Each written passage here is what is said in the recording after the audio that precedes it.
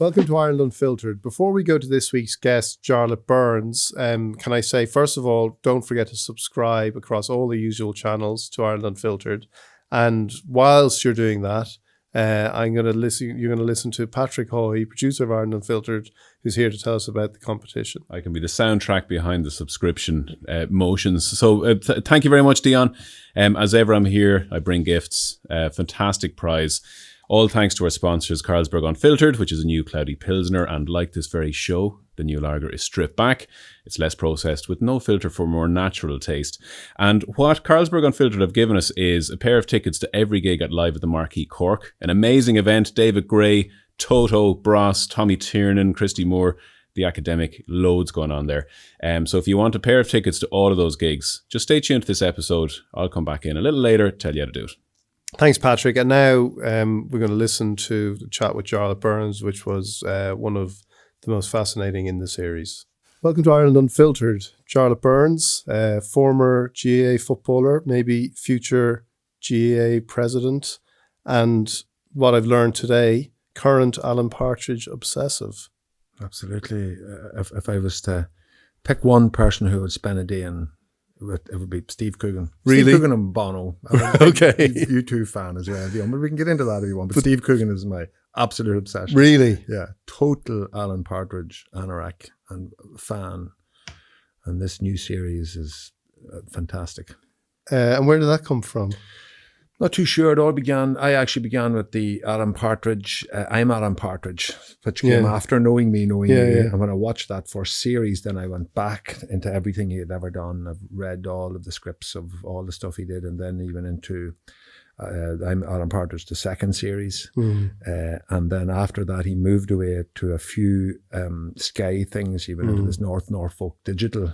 And you follow the story. There's a very, very specific where he met that sidekick Simon guy that's in the place, how he met him working voluntary for Norfolk Digital. Didn't think I'd be talking about this to begin with. And then moving on to his PA Lynn, the story behind her and all of the rest. So it's Steve Coogan is a comedy genius, half Irish, has a serious understanding of the Irish condition, the position. Hence, probably those two songs he picked, Come Out You Black and Tans, is 100 years old. People like the Black and Tans. It's way back in the mists of time. And Armagh, Cars and Tanks and Guns is about internment. It's not specifically Republican. So he knew he would get away with that. He has a very nuanced knowledge of Ireland and a great love of Ireland, and will consider himself half Irish. So. And you discovered people who people who taught him in Manchester, do you? That's right. I'd be friends with people from where I lived. And when I read his autobiography and saw that he went to Langley Comprehensive and he was from Langley Road, but these people were from Langley Road. And then I discovered that their uncle, who was a Christian brother, actually taught Steve Coogan. And incredible coincidence. It was very much a part of the Irish community. His father was almost like a genius. He could make anything. He could take transistors and make other things out of it. And Steve Coogan came from a very interesting perspective, because when he was young, he would have said, well, you've all of these very famous people now, like the two Ronnies, Morecambe and Wise, but when I get into my 20s and 30s, they'll all be gone. So somebody else will have to take that role, and that could be me. That was his perception on it. So very, very bright fella, a deep understanding of comedy. He also did then The Trip with Rob Brydon, which I watch maybe once a week, one of those episodes, because it's so brilliantly unscripted. And then, of course, Philomena, where he actually went into a serious piece of work about the girl who had the baby, and he went to America. And that's a very sad piece of work, but you see an awful lot of him in that as well. So, yeah.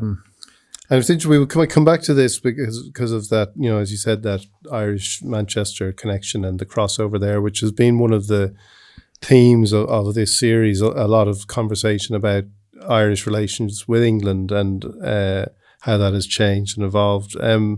But to start, when I read about you, it says you came from a Republican background. What does that mean? Well, when you're born and bred in South Armagh, if you look at South Armagh on a map, it's just a little area just jutting right into County Louth, County Monaghan. Like we would probably be 40 miles further into the south than Monaghan would be, town of Monaghan and Emmyvale. So we always had that, look south, always felt hard done by the fact that people always talk about the Border Commission, that they should have given us our freedom, Cross Maglean. South Armagh. And there was always that little bit of resentment and that we weren't, and we would always have looked south to do our shopping in Dundalk. Even in my local club, whenever we have big functions, we take the southern bank holidays as opposed to the northern bank holidays, because we know that that's what the ethos of the area is. So Republicans just want to see a united Ireland, really. That's what it comes. And that would be the general culture of people in South Armagh, that we all want to just to see united Ireland for logical, practical, rational reasons. And you were one of 8 children? That's right, one of 8 children, a very big family. My brother Cormac had spina bifida. That really brought us very close together as a family. We're still very close. None of our family live any further away than 5 miles from my parents' house. Really? Yeah, and we would visit there still very, very regularly. And we are a very, very close family. We have a family WhatsApp that we populate every day with all sorts of crazy stuff. And we get on really well together, I have to say. And as do our children are all best friends as well. And did the family leave and come back, or were they always... No, we always stayed around that area because family is very important to us, I have to say. And our parents are elderly. My father's 88 now, my mother's 78, and there's an awful lot of it, where we want to be with them. We want to spend time with them as much as we can. I only live half a mile away from my parents' house, and myself and my wife visit them as often as we can. So, yeah, family is very important to all of us, and we consider ourselves very, very lucky that we are all living in the same area. Maybe if one of us was away foreign or somewhere, we could go and visit them for a holiday or whatever, but we know we're very lucky that we live so close to each other. And were you ever tempted to leave, or was that all? Did you always feel that? Did you always feel that pull of family and pull of community? No, it's funny, and my daughter has been all around the world, and literally all around the world, and I don't envy the fact that she's been there. I've done a lot of travelling in the last 10 years. I don't feel that I'm any better a person or I've experienced anything bigger than it. My wife always has to drag me away. I would prefer just to potter about the house, building wee bits and pieces, doing bits of gardening. Boring person. I don't drink or smoke, don't do any of those things. So my wife tries to make my life as exciting as she can, but no, I've never had that big travel bug. Might get it maybe later on, but the GAA was always there to pull me back. I would always be afraid if I would miss a club match or something like that. I remember injuring, it was about 1988, I got a very bad ankle injury. That stage, there was a boom in London, and myself and Suzanne went over, and we spent that summer in London, and had a good time, worked 8-9 weeks in London and enjoyed it. I was very glad to come home too. And the school you went to, you went to Cullyhanna Primary School. Tell me about a teacher you met there, Hugh McColl. Yeah, Hugh McColl is probably one of the people I would say who influenced my thinking and my intellect and my disposition more than anybody else, because and that is why possibly I became a teacher, because I could see the incredible influence that one person can have as a teacher on people. He gave us a love of the Irish language. That's where I got it from that school. And I couldn't believe when I went on then to St. Coleman's College that everybody else hadn't done Irish in primary school, because you don't do it in the north. It was as important as maths and English, the Irish language in that school. But not only that, he also gave us a really fine understanding of our history, our geography. But not only that, how Irish people, the influence of Ireland throughout Europe, particularly through saints and Oliver Plunkett and St. Malachy and all of that, it was a fantastic education we got from him, and I remember every lesson he taught me. You remember everything? I do. He just had such a presence in the class. And his daughter would be Brona Nicowley. She is the head of Nuacht in RTE, and son Connor went on to he's working with BBC. But I always feel that I owe it to him, because it's important to remember people who had a major influence in your life. And I remember later on, then I went on to teach in Ranafast Irish College, and I was teaching Uircheala Chragan, which would have been a very old Irish bardic poem by Art McCooey that had been taught to me by Hugh McColl. And I was teaching the song to my class. It was a beautiful day, and I'd taken them out. And I looked over, and there was somebody sitting in a car watching us, and I looked again, and it was Hugh McColl. And I remember thinking, I don't know, there is some wonderful symmetry here that the man who taught me and inspired me is now watching one of his students doing the same thing, teaching that song, Uircheala Chragan, which goes very much into the heart of people of South Armagh. And was this where like you said once that there are very few things I would die for. I wouldn't die for Ireland. I would die for Catholic education. Like, is that would you say that is the kind of defining passion of your life more than the GAA? I don't know why I said that. Listen, I get slagged with that all the time. Oh, you die for Catholic education. There is a great misunderstanding and misapprehension about Catholic education. I remember after the referendum on marriage equality, one of the bishops saying, why have we been involved in Catholic education if our flock are coming out and voting against the doctrine of the church? And I remember thinking to myself, that guy doesn't understand what Catholic education is, because Catholic education is not education for Catholics. It's a way of looking at the world. It's about pluralism. It's about embracing diversity. It's about inclusion. It's about loving your neighbour. And it's about, all of the things that excluding a section of our population is not about. And that is one of the misapprehensions about Catholic education. I think Catholic education is liberalising, and it's only whenever, for example, one of the things that we do in my school is we go to Kenya every year. We take students to Kenya, we raise money, and we're linked with the parish of Lundiani there. And you go over there, and then you see the education system there. And you see the education system, let's say, in France. The education system in France is a different ethos. The ethos in France is to make everybody a good citizen of France. That's why it's totally secular. There is no pastoral care whatsoever. That's how they interpret it. That's their philosophy. And then if you go into Nigeria, you have Boko Haram, who believe that girls shouldn't be educated at all. And then when my daughter went to teach in Qatar, the one who travels, Megan, and she was in Doha, they just saw education as a business. No such thing as special education needs or nothing like that. So before you begin to think about education, you must have a philosophy. You must understand what does education mean? What is education about?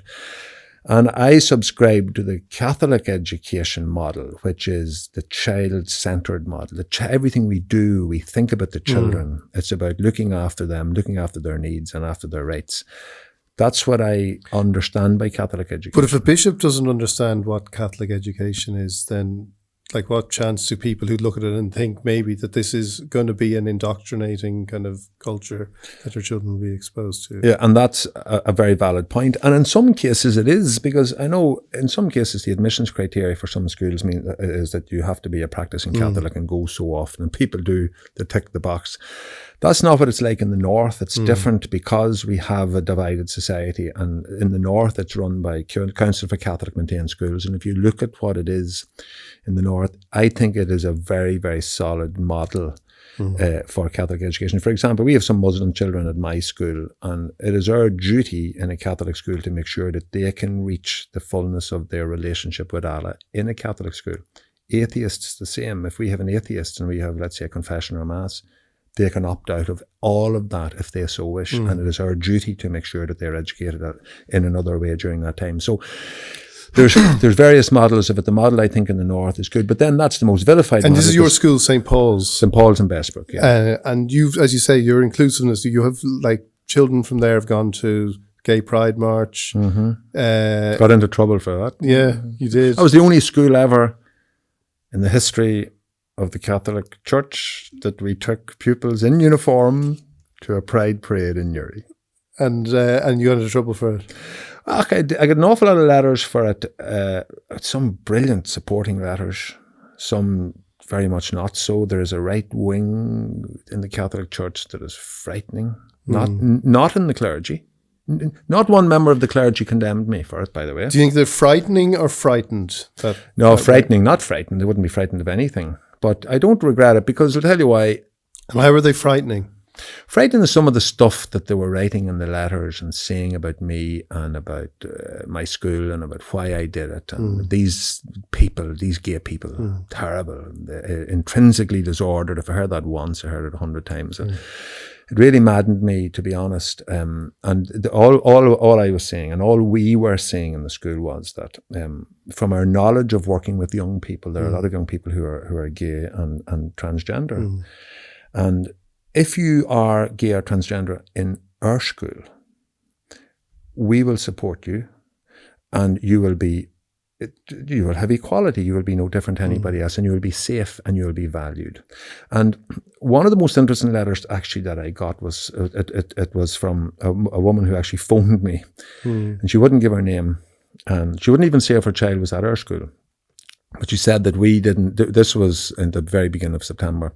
She says, we had a terrible summer because my child came out, and it's our only son. We have 3 daughters, and my husband found it very difficult and hasn't spoken to any of us since it. I'm not saying he's fallen out with my son, but he's just been very quiet because he wanted my son to play midfield for his club, and suddenly he's not interested in that, and he's gay.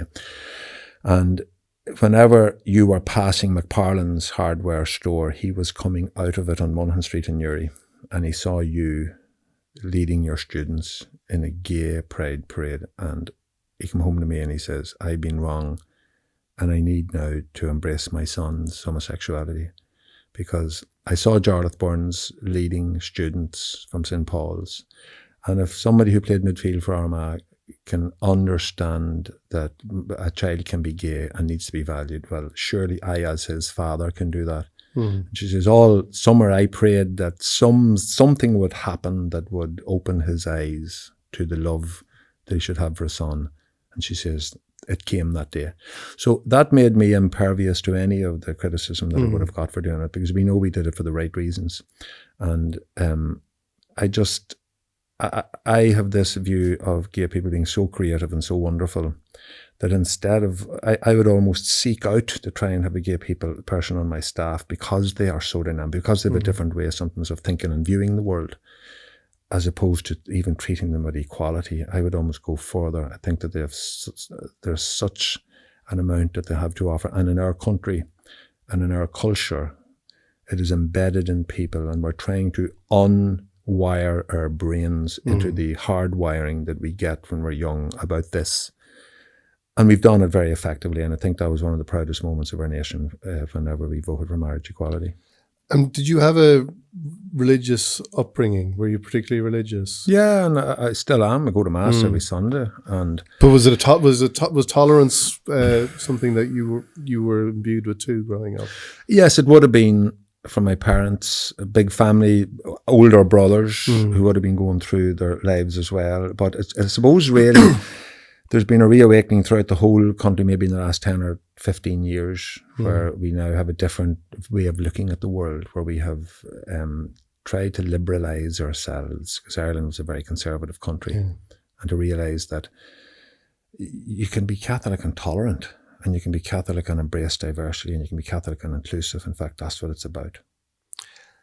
Talk to me about growing up then, because when you were growing up, the Troubles were at their height. How difficult was that for you? You've said that your mother spent most of your childhood trying to keep you out of the IRA.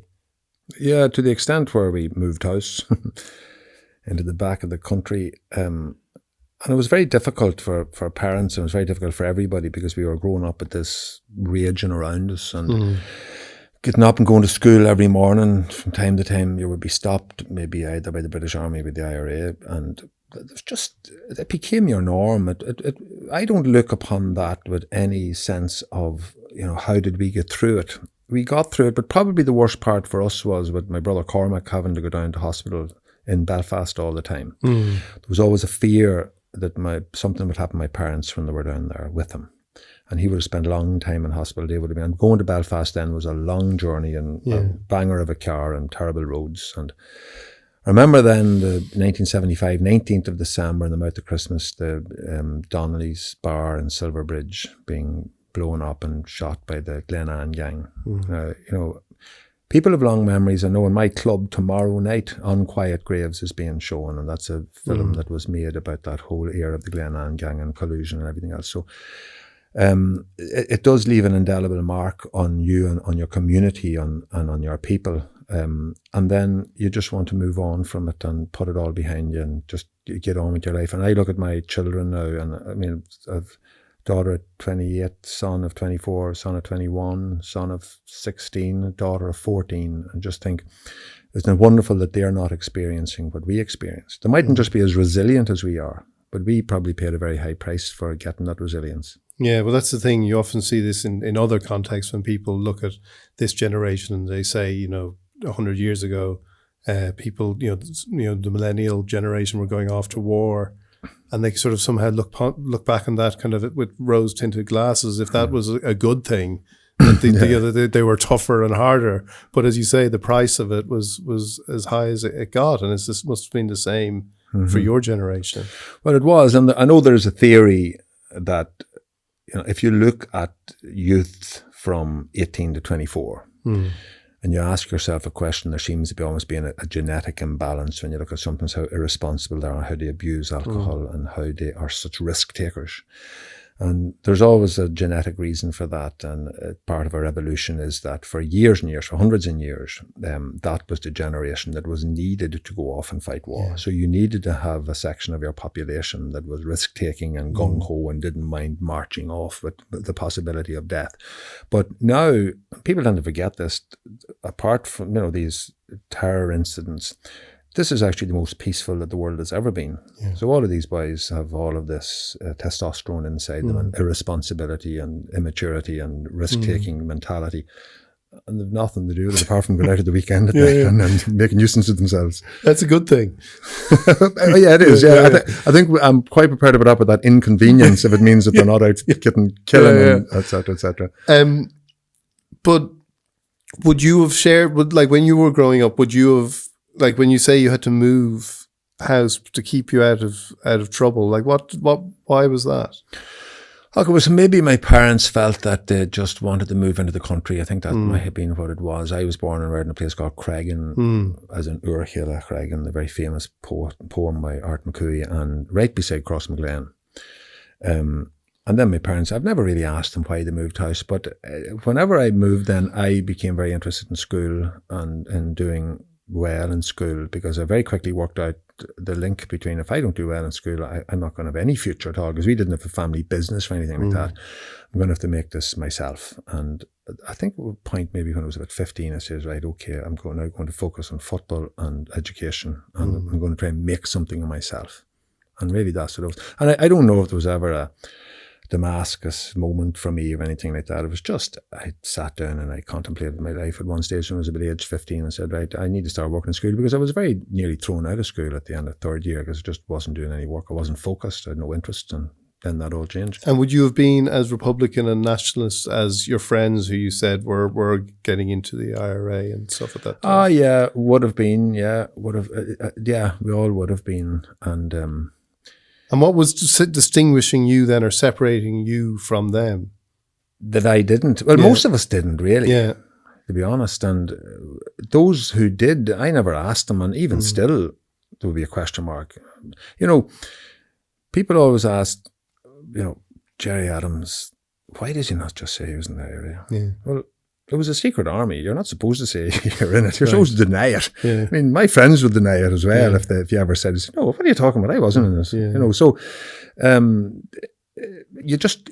But you weren't getting into trouble. You weren't in it. You weren't doing the things. Like when the hunger strikes were happening, now, you were young enough then, but when the hunger strikes were what was it like in your community at that stage? It was very, very tense. I remember when Bobby Sands died, school was a no-no. We took 3 days off. Same when Francis Hughes died, all of those black flags out. There was a terrible sense of tension. That was really, really tense. I remember my parents being very worried about that at that time, and there was riots. And I remember funny watching Belfast, rioting in Belfast, and looking and thinking, why do those mothers let those boys out? They should say, you're not going out of the house, because we weren't allowed out. Yeah. We would have had a fairly strict upbringing. So it was very, very difficult to bring young fellas up in that era. But, we managed, and now I'm dealing with the parents and grandparents of that era as an educator, and wonderful, brilliant, energetic people who value education and don't want the future for their children to be the past that they had. I want to ask you about, because you've talked about the journey you've gone on as a national, and I met you first at Congress a couple of years ago when I was I felt so sorry for you. Well, you took me under your wing. I needed someone to protect. I was a stranger in a strange land, and you took care of me. And but we talked about it then, because I don't consider myself a nationalist, and I was fascinated listening to you, and I think it is an important thing that everybody kind of, from whatever position they hold, goes on a journey in this in this island, and I want to know about yours in regard to like at that stage, or as you got older in your 20s. How would you have viewed unionists and unionism then? Probably part of the problem of republicanism is that it never factored in unionism. I remember there's a fellow in our club, Peter Keeley. Anybody from Silverbridge will know Peter Keeley. He was a man who just, one of these old men who devoted his life to the club, but he was a very, very wise man. I remember taking me to a SCORE quiz one night. SCORE is the cultural side of the GAA, and there was a quiz, and we were talking about it, and he said to me, there's some day then all of this is going to be over. And he says, the problem is this, that the Republicans think that they are fighting England, Britain, but they're not. Because they're fighting their neighbours, they're fighting the Protestants. And when this is all over, they don't realise that if you shoot an RUC man dead, will you immediately alienate his immediate family and all of his loved ones against the idea of what you want, which is United Ireland. And not only that, but they will never acquiesce with the ideal of United Ireland, because they would feel that they will be sullying the memory of the loved one who lost their life. He says, people haven't worked that out yet. And like that, he said that to me in about maybe 1982. Right. And I remember just thinking to myself, he's actually right. Yeah. That around about after the hunger strike, the British, clever as they are, Ulsterized the problem. So they put local people into the UDR, the RUC, they put forward, but the result that it almost became a civil war. Yeah. Now you are left with a unionism that is very, very easy to hurt. If you say anything that's untoward, it's very hurtful to them. So about a mile away from my school, there was a full busload of Protestant workers shot dead at the side of a road at Kingsmills. And that really bites deep into the heart of the very small Protestant community in South Armagh. Yeah. And as a result of that, and other things like the Tullyvallen massacre, they would be difficult to ever persuade into a united Ireland. So you realise then that a lot of it was counterproductive, and while we may have looked at, for example, the War of Independence, guerrilla days in Ireland, Tom Barry and all of that, it was different. It's different in the north because this was a community who you were trying to persuade into United Ireland that you were actually involved in a war with, and that at some stage we were going to have to sit them down and say, look, I need to persuade you to join the United Ireland rather than shoot you into one. And do you think, how successful is that attempt at persuasion going? Not particularly at the minute, Dion. I think that a lot of liberal unionists are watching very, very closely about Brexit, the hard border, to see how that goes, because it's different now. And ironically, it used to be that they didn't like the South because of the influence of the Catholic Church. And now the Irish society in the 26 counties has moved to be so liberal. So you have the termination of pregnancy referendum and you have the marriage equality referendum, which is actually now ahead of the 6 counties in terms of liberalism. And that is actually, the society in the north has not embraced marriage equality or termination of pregnancy or anything like that. So you realise then that it wasn't really that these people genuinely are British. They are British. And I'm never going to try and persuade them that they're Irish. And they are very sincerely British. And we have to understand that they are British and that they want to be British. And I suppose in a modern Irish republic, you could embrace their Britishness within a united Ireland. But you would still have an awful lot of convincing to do. What would the United Ireland look like to you when you say that? How would it work? People are talking that, you could have 4 different provincial parliaments, but actually the best deal that unionists could get would be a full unitary state, because with the way the PR works, the system works in 26 counties here, 100% of the time, the Taoiseach would be a unionist. If you look at the amount of influence that the UP have with 10 MPs in Westminster, but the moment that ceases to be the case, they'll be jettisoned. They'll be cast, as they were for many years. If this happened in the South, well, they would always have the balance of power. But the result that stuff like their marches and their parades and all of that there would be guaranteed. Their culture would be guaranteed within the context of an Irish Republic, because maybe they don't look at the term Republican the way a lot of other people do. I mean, if you are a Republican, you agree with the concept of a republic, which is liberty, fraternity, and egalitarianism, all of those things. And maybe we still need to convince them of that. And in that convincing, like I wonder down here, whatever in the north, like there doesn't seem to be.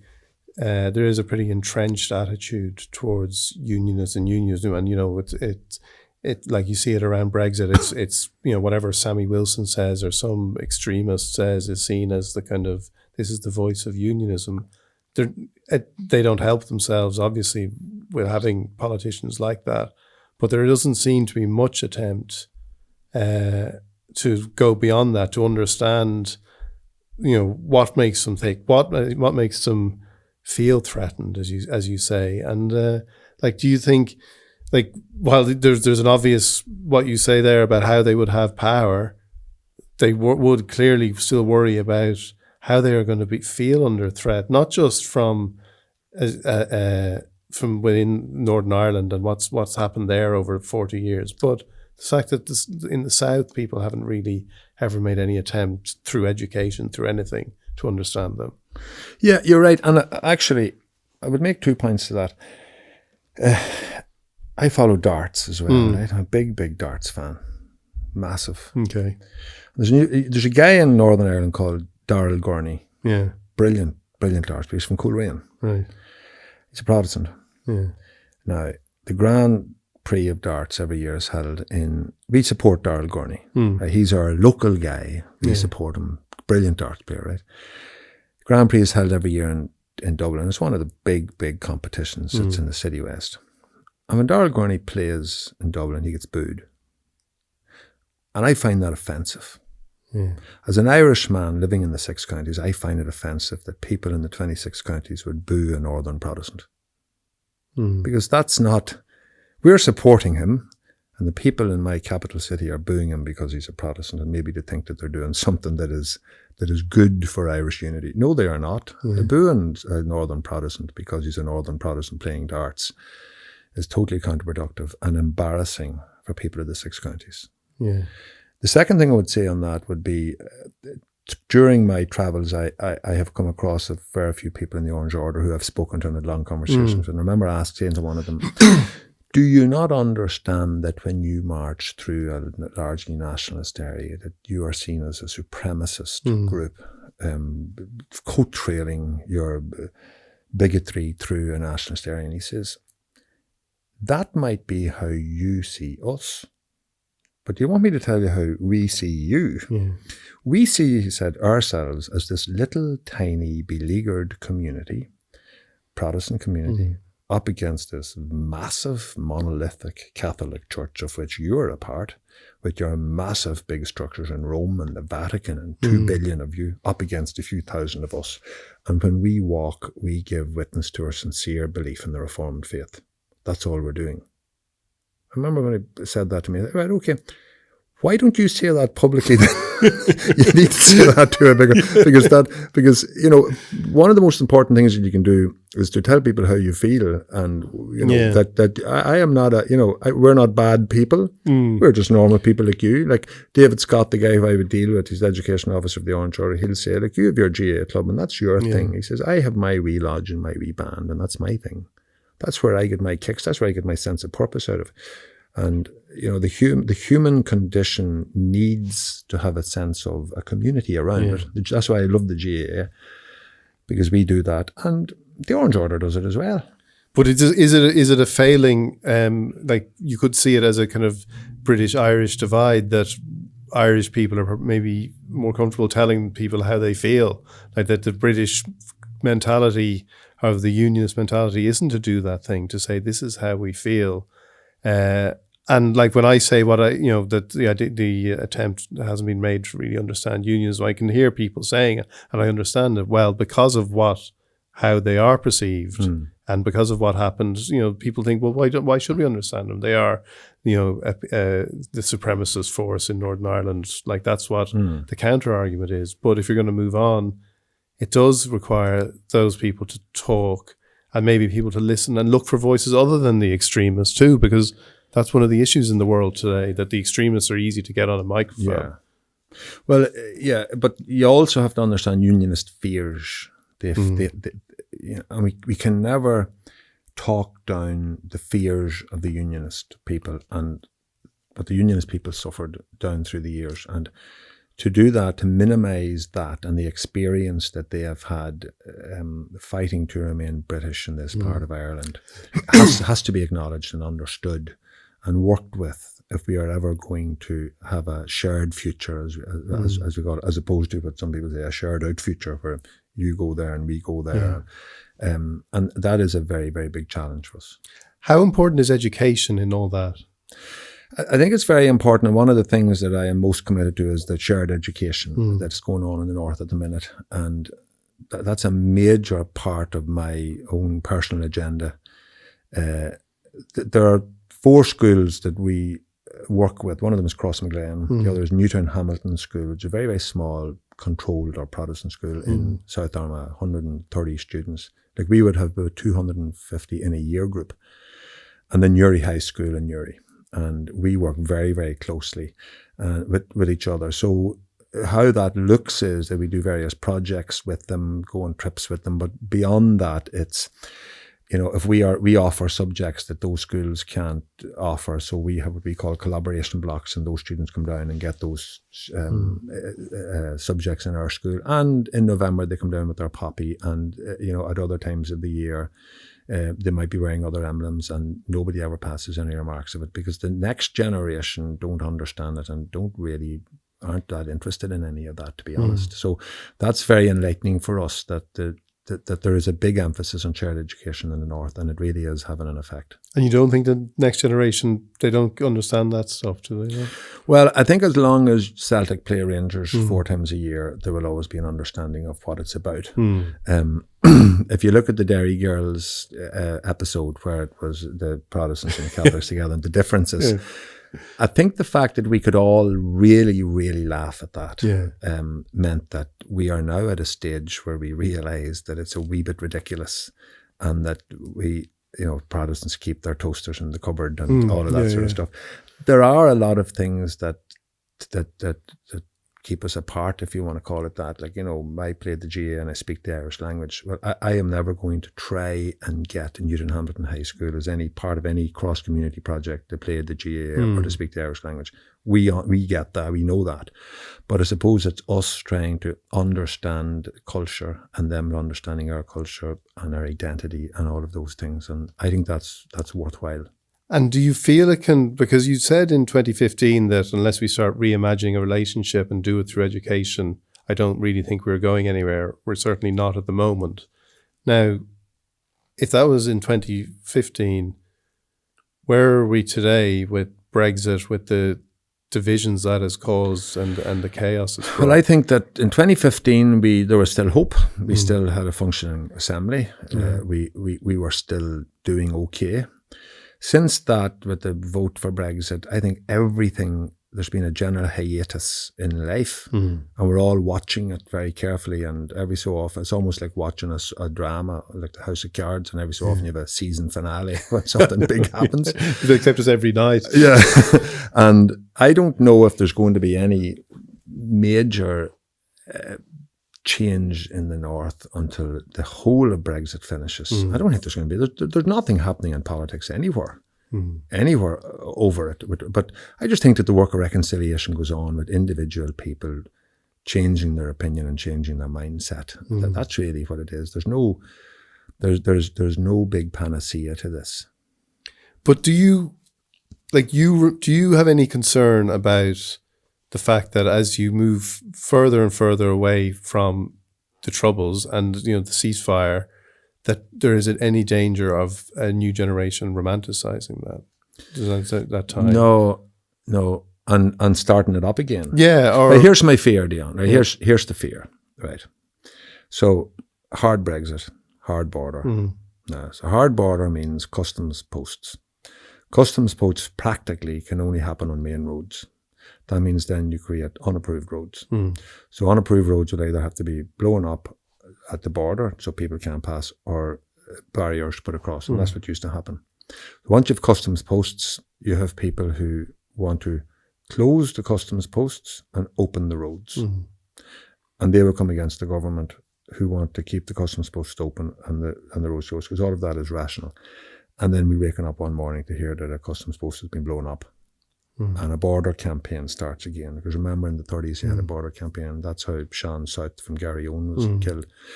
That's the fear. That nobody wants to see any of this. Nobody wants any of this to start again. But the fear is that we find ourselves drifting into a situation where this happens. And I can tell you, and this isn't a threat, this is probably a fact. Anybody would say this. They're talking about, cameras at the border. Cameras that last one night in South Armagh, if that. And technological solutions. All those not a hope. People, as well as that, back in the 70s and 80s, the Catholics in the North weren't really reawakened. A lot of them didn't vote. There was you were genuinely oppressed people. Not anymore. People would walk up in broad daylight and pull that down. They wouldn't have any difficulty doing it and march up to it and do it. So people need to realise that there's no technological solution, and there's no solution that will involve a customs post. But if there's going to be tariffs, there will have to be customs posts. Otherwise, there'll be smuggling on a grand scale. So all of these things possibly haven't been thought out. People are trying to think them out. I respect those people who are looking for solutions. But the problem is that the Unionists on one hand say they don't want a hard border, but everything that they are doing and saying in the background means that the inevitable outcome will be a hard border. So I don't know where that's going to end up. Do you think it is looking like that's what you fear is going to happen, a hard border? Well, I have a great friend who's a haulier. He's 26 lorries. He said to me, Brexit is not going to happen. 100% it can't happen. It won't happen. I said, well, why? And he says, I'll give you an example. He says, the world has changed so much. The world of logistics has changed so much. So he says, for example, we are now working with Amazon. And he says, so if you go onto Amazon and you click, buy with one click, next day delivery, you expect the next day delivery and you can get it, the current thing. So he says, we pick all our stuff up in Scotland, we take it over to Belfast, and there are 22 pallets with 100 items in each pallet, 2,200 items. If we drive down to the border, over the border, no problem, and in through Dublin Port and into Europe that way. He says, now if Brexit comes, there's 2,200 items that have to be checked. That'll take about 4 days to do that. He says, practically that can't happen. And the other thing he said to me was that they also go over to Europe and take, one of the major things in this whole Brexit thing is just in time. Yeah. And the just-in-time concept means that people don't have to have big, massive warehouses with spare parts. They can get it, send somebody for it, and it comes back with logistics and computers and everything else. And he says, we do that for the aeroplane industry that's in Glasgow. So if you have a Ryanair Boeing 737 and it needs a new something, you send it up to Scotland and the wing will be there or whatever. He says, it would take 4 days on the Brexit hard borders to do that. Just Brexit won't happen. And he's totally confident it won't happen. Now, he rang me yesterday and he says, didn't I tell you it wouldn't happen? It's not happening on the 29th of March. So the common sense and rationality and logicality would say that it can't happen. But there's very little of that in Westminster at the minute. And is there a sense of being, again, that sense that is in Ireland in general, but maybe it's more so in places like South Armagh, that the British government, there's total disregard for what happens here on this island. Is that do you feel like, is there any growing anger about that? Well, if you look at if you even just look at the last couple of weeks when comments by Karen Bradley at the dispatch box, I mean, just look at that and you tear your heart and say, how can somebody say that? Yeah. Whenever those people committed murder on our streets. And then if Soldier F, you could be facing prosecution for what happened on that day, of course. And the British Ministry of Defence is saying we will cover all of his legal expenses. We were just looking at that and going, why? And then you hear people saying, this is 50 years. It's 50 years gone. Well, the reason why it's 50 years is because justice wasn't done at the time. These people should have been arrested, but Widgery then cleared them all. And we laugh. Like, the one thing about the Irish people we are very persistent. It took us 250 years to get an apology in the British House of Commons for the famine.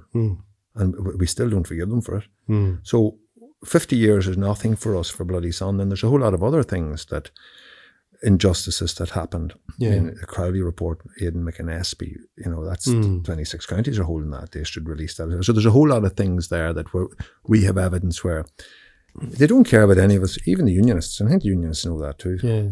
But tell me about, you were on the Eames Bradley Commission. What was that experience like? That was one of the most harrowing. That was worse than living through the Troubles, because I lived through it all again over the 2 or 3 years. Explain what it was first. Eames Bradley, there's a guy called Dennis Bradley from Derry, very visionary man, and he was the deputy head of the police association when it came out at the start. And he could see into the future, really, and he's a very deep thinker, and he could realise that, if we don't deal with the past will deal with us. So the government said to him, what do you suggest? He says, I suggest that we set up a group to look into Northern Ireland's past and to come up with proposals as to how we deal with the past. So I was asked to come on that. I thought long and hard before I did. There was Lord Robin Eames, who's a very highly respected Church of Ireland Archbishop, and himself. And I think it was 6 of us. So we talked to hundreds of victims from all sides. It's a very, very profound effect on all of us.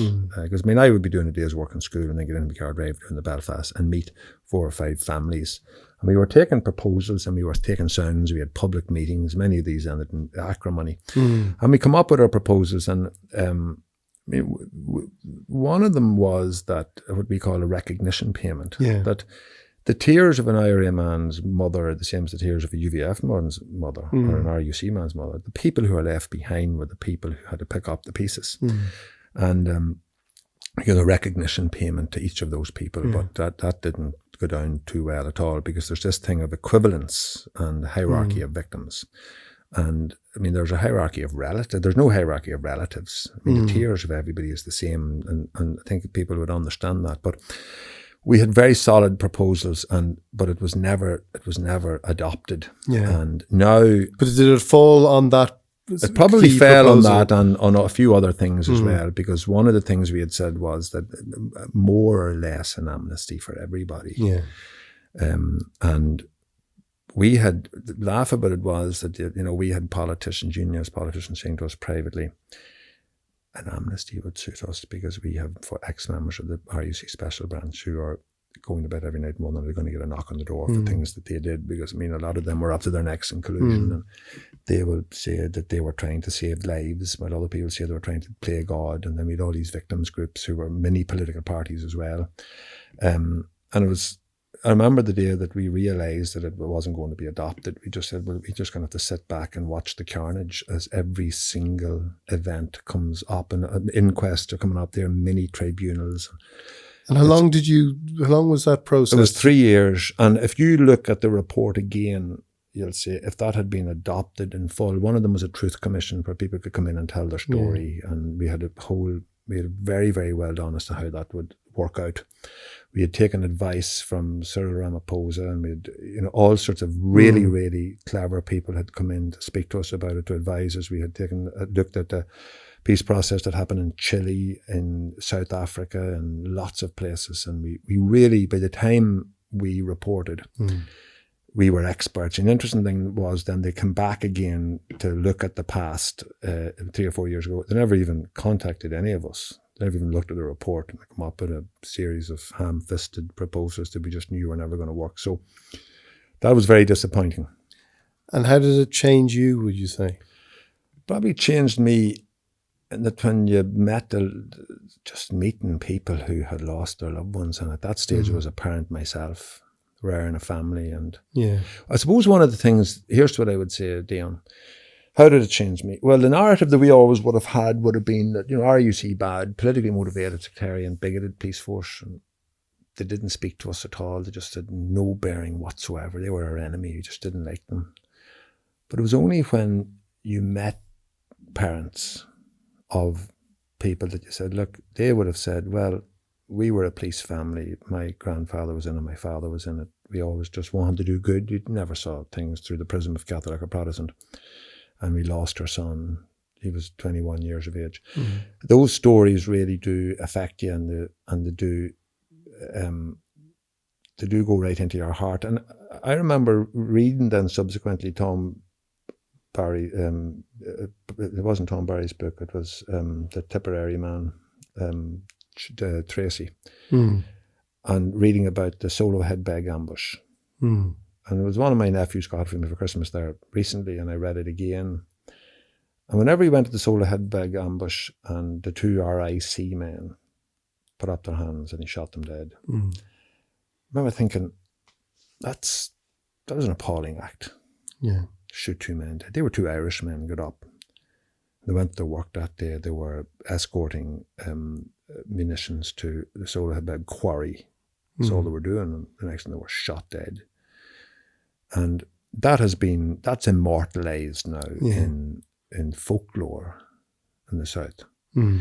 But one of the good things that happened was whenever the 100th anniversary of that came up, the families of those boys were equally treated with respect for what had happened to them as well. And I think that's part of what we need to do in the North too. You know, and I remember even reading about the 1916 Rising, and one of the very first things that was done was that there was a young fella, again, a sentry at Dublin Castle, and I forget who it was. It wasn't James Connolly, but his name was Connolly, and shot him dead. I'm thinking, I mean, that's appalling that young lad lost his life. And I suppose when I started questioning, why am I looking at it from a different perspective now? Why am I looking at the 2 RIC men when I recently, before that I would have said, but look they got the guns and they fought the war and that started the war. That's what the Eames Bradley group did, because you began looking at it from the perspective of victims, the people who were innocent and who lost their lives going out to do a day's work. And why, when you said a while ago that GAA, you said somebody from the unionist community is never going to want to play, and you said something like he's never going to want to play, Gaelic football. Why do you think that's the case? I think that it's the GAA. I remember someone saying with the GAA, it's not so much a player in, but a plaything of the various revolutionary elements that populated Irish society for 100 years. And as a result of that, the GAA has, I don't want to say baggage, but it's part of its history that we would never want to throw away. Yeah. So, we have grounds named after patriots, and we fly our flag and we play our anthem. These are all part of our identity, and a very important part of our identity. But they are the very things that are anathema to unionism. And they would find it very difficult, because when we play our games, we are subscribing to our association, to its aims and ideals. Not everybody does. Like when my sons go out to play at Silver Bridge or for Armagh, they're not immediately going, I stand for Ireland. That's not what it's about. But I always felt that when I was playing the GAA allowed me to be Irish at a time when everybody around me was screaming that I was British and had to be British. It allowed me to be Irish in a very positive, healthy way, self-affirming way, that used my talents, that allowed me to be proud of my flag and my anthem in a very positive way, a non-violent way. And maybe someday people will recognise the role that the GAA had in providing a non-violent method of demonstrating your opposition to how we were being treated, and the fact that we could be Irish if we belonged to the GAA, when it wasn't possible to be Irish in many other ways. Do you think people in the South involved in the GAA understand that as much? Because I imagine there are a huge amount of people who follow the GAA in the South who don't feel any, it doesn't feel like they're making any political statement or. But it depends really on who you're talking to. When you go and when you talk to a lot of people from the South, they do get it and they understand what it's about, because one of the most Irish things that we have is the concept of community, and that community, the human position, needs a social unit, and a part of the reason why mental health is such an issue, I think, is that we have lost a lot of that. There's a lot of isolation and loneliness. And I don't know really if they get in the same way as, for example, why did I learn Irish? I learned Irish because I felt it was my duty as an Irish person to learn it. But if you go into the South, it never ceases to amaze me in TG Cahir whenever at the end of a match you try and interview a player, and they have done an hour of Irish every day from age 4 to age 18, and they can't say Gia Ditchka Jimmer Tathu or something like that. You say, what has gone wrong? It's because they never needed to be able to speak Irish for anybody to say that they were Irish. Yeah. They knew that they were Irish without having to speak the Irish language. But there's a divide there as well then, isn't there? Like there's a more maybe ideological thing in the North when you're speaking it, particularly whenever you have maybe the agents of the state pitted against the Irish language too, with the refusal to have an Irish Language Act, which it's a very basic, simple human right, I think, for people who want to speak in a modern Western democracy. And we don't have that. You talked about the GAA allowed you to, embrace your flag and your anthem in a, without non-violent way. Do you regret those comments you made about removing the flag and the anthem? I regret probably how they were taken up. I didn't call for that to be over. Didn't call for them to be taken down. What I said was that it is probably regrettable that in the North, flags are very divisive. They're very divisive. And if it came to the bit in the context of a new Ireland and how that would look, and if every agency was being asked to be imaginative as to how they could react to a new Ireland, and part of that was maybe a new anthem and a new flag, the GAA would not be found wanting, because we're a very responsible, public-spirited organisation and we act with integrity at all times. We don't want to be controversial.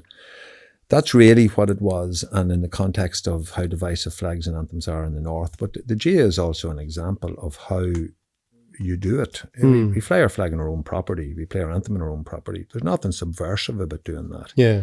And it's just who we are. It's our identity, and it's important to us. So I don't know if we would ever get to that stage. I'll tell you, if we ever got to the stage where the GAA was being asked to be imaginative, we would be a fair bit down the road towards a united Ireland, and it wouldn't be that sad of a day, really. But does it, you feel it was taken, like when you look at the comments now, it can be interpreted in some ways. You're also saying that it's unionist people are never going to be in a situation where they're going to want to come to these games. So we can say we'll remove this, but they're not going to, embrace the GAA anyway.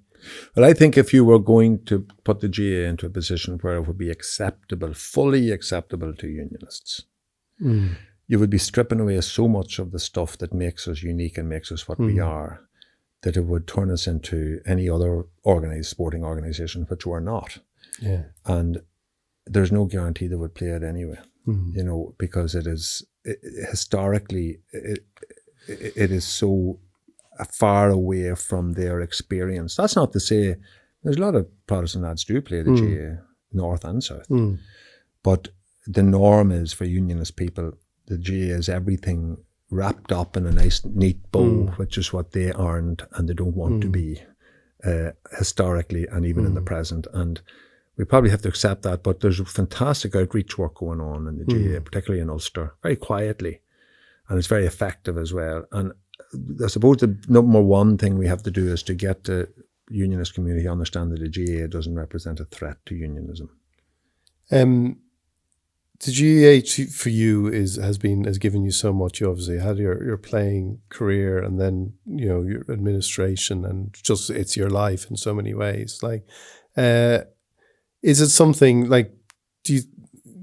how far do you think you can take that aspect of your life? Like you have been mentioned as a possible president. What would you do with that role if you had it? I don't really know. It's not. The president of GAA is something that people talk about me in the role of. And it's not something that I see myself. We have a president, a very good president at the moment, for whom I have great respect, John Horn, and there's protocols that have to be followed about when you declare if you want to be it. And it's not something I want to talk about at the moment while he is still there. It's something that you would do maybe after the All-Ireland or whatever. But if you look at, for example, this week, now Saturday, we were putting posts in around the side of our club. It was all day. Then Sunday, there was a club funeral. Then I left that and went to the Croke Park for the club finals. Monday night in the club, we were doing the lotto, and I'd play 45 in the club on a Monday night. That's the highlight of my week. Tuesday night, we had a meeting. Last night, I was at home because we had a Board of Governors meeting. Tonight, I'm leaving here to go to Without Chairs for a function that Unquiet Graves is on Friday night. Saturday, we're in the club all day working to prepare for the league, and Sunday, we have a big breakfast in the club. That's every night. Now, that's not an imposition. That's just my life. That's the way GAA people live their lives. Around their clubs, in their clubs, doing things, busy, involved, because that gives us purpose. And that's my mental health project. Because when I come out of work and I go into the club, I'm in a different environment completely. So that's what the GAA does for me. I don't consider myself, I've always considered myself more of a club person. And I don't know if, I think I would find it very difficult to become president, because I would still want to be secretary of my club, which I love. It's normally the worst job, but I enjoy being secretary. Because I'm not the boss. The chairman, I was chairman, and the chairman is now the boss, but I'm the secretary and I'm answerable to him. And if I ever became president, I think I would want to keep that role, but I don't know if I could or not. What was the reaction among your community and your club when you said the things about the anthem and the flag? It wouldn't be very good, but they would be, they'd be very defensive of me. Yeah. But it's a strange thing in your club, you see. I remember whenever I was elected onto the GAA Management Committee, there was a pinnacle in my life. I mean, there's about 8-9 people in management, and I got elected onto that. There was a great story about the club about it, and congratulations. And I remember there was an under-16 match on a Thursday night, and Teddy Comiskey was doing the line, and I was walking around to the umpire, and he didn't even look behind. He just said, I hear you're in one of them big fancy committees in Croke Park. Now, I say, I am. And he says, don't worry, you'll always be a bollocks around here. And that was the most heartwarming thing that anybody could have said to me. Yeah. Because if you look, for example, now, I'd be a great lover of the poetry of Marcin O'Gearine, an Irish poet, and he left the Aran Islands to go and work as a civil servant in Dublin. And one of the things that he used to lament was that when he went back to the island, he was always seen as respected, a visitor. Hello, Mr. O'Gearine. And he hated that. He wanted to be treated like everybody else. And there's nothing like a GAA club to bring you back down to earth. So within my own community, there would have been a lot of eyebrows raised. And what annoyed me was that it was just out of context that those remarks were made in. Not something that I particularly believe in. My own belief in it is that I'm very proud of how the GAA uses our anthem and flag. When you say the GAA isn't a threat to the unionist community, like when you spoke recently about the not being neutral in a border poll, is there any contradiction between those two statements? No, because the GAA would never want, my position on that is that we always have to be true to ourselves, true to what we are, true to our ethos, true to who we are. And the way I look at it is that the GAA is not a recreational distraction for the people of the North. It is the very focal point of our communities. It's everything we stand for, everything we are is wrapped up in the GAA. And it is not subversive or dishonourable to want a reunification of your country. You know, certainly some of the methods that some people might have used, yes, you could say that. But to harbour that desire for reunification is not subversive or not divisive. And it was in that context that I was saying, and I wasn't saying that the GAA should campaign for it, or when it was announced, they should campaign. But if you look at Catalan and how Barcelona FC is in the centre of that, and if you look at Més que un club, more than a club, they are more than a club, they are a movement. That's the closest that you can get in another sport to what the GAA is. If you look at the Scottish independence poll, both Celtic and Rangers took a position on that. 1 for, 1 against. And all I'm saying really is that, you know, the GAA should say, yeah, we're for reunification. You had Joe Brolly on your side on that one. I had, and Joe took it one step further, and maybe 5 steps further, and fair play to him. Maybe Joe has courage to say stuff maybe that I would prefer not to say. But he's a very articulate, eloquent fella. He hasn't always been on your side, though. No, that's correct. We're friends again. Are you? We're friends again because I'll tell you a story where we have a Jigs and Reels coming up in our club on the 26th of April. And I was asked about 6 months ago, it doesn't matter what you do, we know that you and him are making strange at the minute, but you're our best hope for getting Joe Brawley to come and be one of the adjudicators. So Joe and me are friends now. Right, I managed to get Joe to come and do it. And Joe will be brilliant. And Joe will, as soon as people found out that Joe Brawley was coming, we sold about 600 tickets. And it's going to be a sellout. That's Joe's box office, and people love coming to see him. And he is highly respected in the North. And he actually went and talked back and said what he had to say, and people did respect him for it, you know. So I probably, in my position in the GAA, couldn't just go as far as that, but I certainly... But do you share his, like, your journey would seem to be your own in that sense that, I don't know, like, you know, when you go back, you talk about the GAA, look at your stuff you've done in your school, not just with Pride, but other things like going to the Orange Museum, allowing the Orange Lodge to use the school car park. Those things seem to be, I'm not saying unique to you, but it seems to be a journey that you've gone on that may separate you from others within the nationalist community. Yeah, in one way, but in other ways not, because I mean, possibly one of the staunchest defenders of the Orange Order in Ireland would be Gerry Adams. Actually, he would always talk about the importance of the Orange Order as part of the cultural diversity of Ireland, and why he would want to protect that. And I would say Joe Brawley would probably believe the same. It's hard to know. I've never discussed that with Joe, but I think that what you need to do is to get right into the heart and almost under the skin of unionism, and what makes it tick, and why they are who they are, and how they have come to be where they are.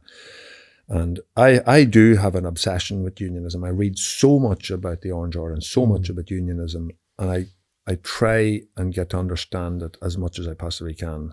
Because the worst thing you can do, the moment you dehumanize people and think, well, they're not like us, that's whenever you believe that bad things can happen to them and you don't mind. And that's what happened with Hitler and the Jews. And that's why you had a guy in New Zealand going in and shooting 49 people dead, because immediately you dehumanize people.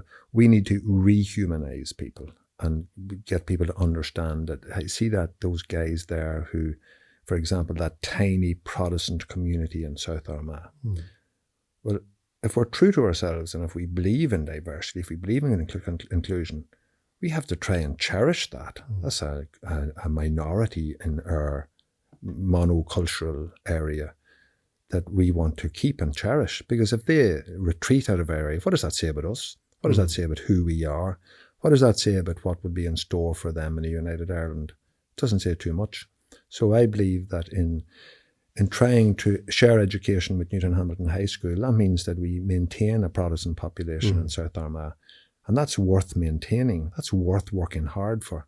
Because I don't want to see anybody retreating from my area, finding it that it's an inhospitable place for them and their values and their beliefs. Because that would be a terrible reflection on me and my community. So I'm in a lucky position in that I am an influencer in that area, because I'm a principal of a school of 1,600 pupils. And you try and use that for good and to make the world a better place. Jarlath, that was fantastic. Thank you. And thanks for looking after me at Congress. Loved all of that. Loved listening to Jarlath Burns. Really incredible man, and a guy who's doing so much that makes you think there is some hope, really. And also, which I was delighted to discover, an Alan Partridge obsessive. That made my day. Yeah, really. 1 minute into the interview, he had me on side. Patrick, you're sitting in his chair. What are you doing? I've pop back here. Look at that. Yeah. I'm here because I promised I'd have details of how to be in with a chance of winning a pair of tickets to all of the gigs at Live at the Marquee Cork this summer. Amazing array of acts. Tommy Tiernan, Christy Moore, Toto, The Academic, loads there. Log online, have a look. But while you're at it, log on to JOE.ie /Ireland Unfiltered and answer a very simple question. Give us a couple of details and you're in the draw. Who knows? You might win. Thanks, Patrick. And before we go, as I said earlier, if you've enjoyed this show, please subscribe on all the usual channels. Thanks. See you next time.